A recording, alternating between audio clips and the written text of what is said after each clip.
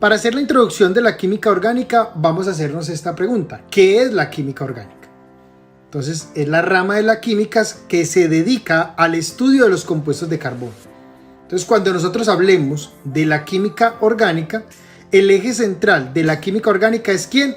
El carbono. Entonces, siempre va a estar presente el elemento carbono para definirlo como un compuesto ¿qué? Orgánico.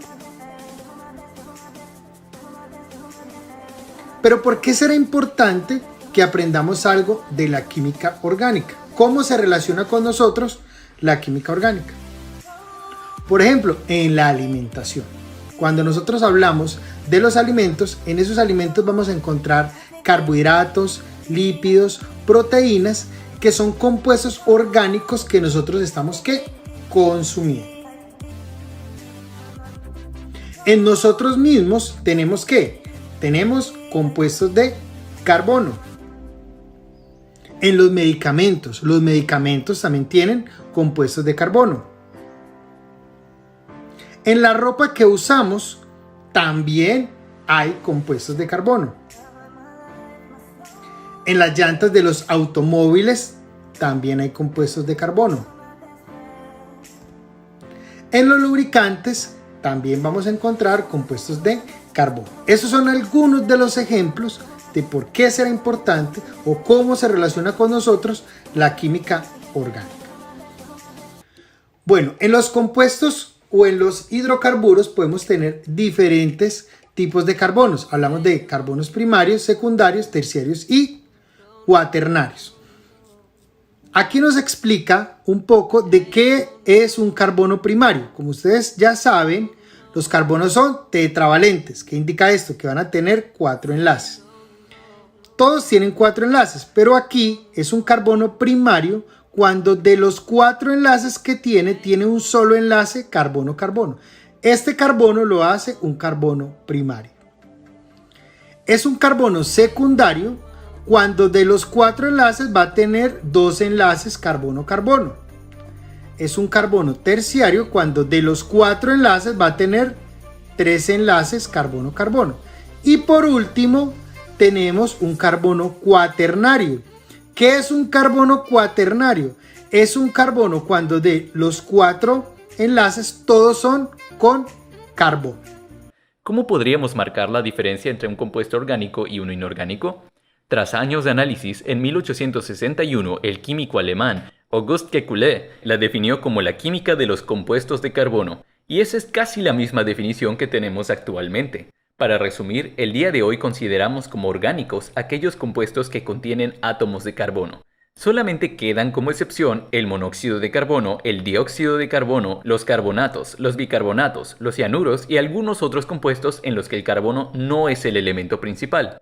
Un compuesto orgánico casi siempre cuenta también con la presencia de átomos de hidrógeno, y en ocasiones pueden haber otros elementos como el oxígeno, el nitrógeno, el azufre, el fósforo y los halógenos.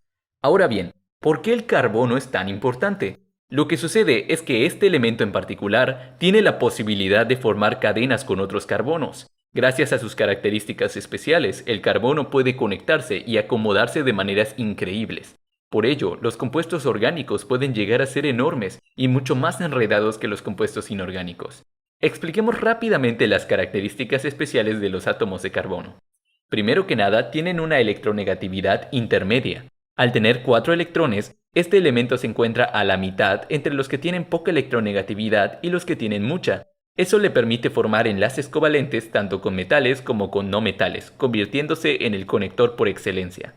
Segundo, tiene un tamaño pequeño, aspecto que lo hace práctico para formar enlaces dobles y enlaces triples, los cuales también aumentan la variedad de compuestos que puede formar.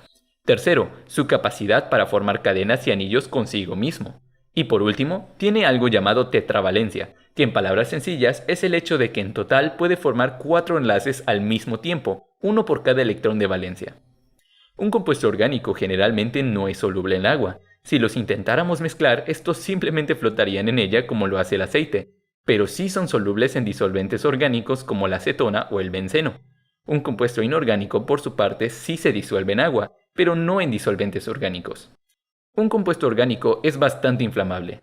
Esa es la razón por la que compuestos como la gasolina se utilizan como combustibles. En cuanto a los inorgánicos, esto varía. Algunos sí y algunos no, pero generalmente no son propensos a inflamarse. Incluso hay algunos que se pueden usar para combatir incendios, como el agua y el bicarbonato de sodio. Además, normalmente un compuesto orgánico se descompone a temperaturas más bajas y tiene un punto de fusión menor que un compuesto inorgánico. La velocidad a la que reacciona un compuesto orgánico suele ser muy lenta y necesita mucha energía para condensar. Por último, los compuestos orgánicos tienen más enlaces covalentes, mientras que los inorgánicos son generalmente iónicos. Cabe recalcar que también la química orgánica es mucho más diversa en cuanto a sus materiales. Mientras los compuestos inorgánicos llegan hasta aproximadamente 600.000, hoy se conocen más de 24 millones de compuestos orgánicos y cada año se sintetizan más. La química orgánica es muy importante para la vida moderna y está presente en casi todos lados, en combustibles, fibras sintéticas, plásticos, resinas, medicina, materiales de construcción e incluso en investigaciones más recientes sobre la creación de órganos sintéticos y prótesis. La química orgánica puede parecer complicada, pero en realidad es una puerta llena de posibilidades para sacar el máximo provecho de nuestro entorno.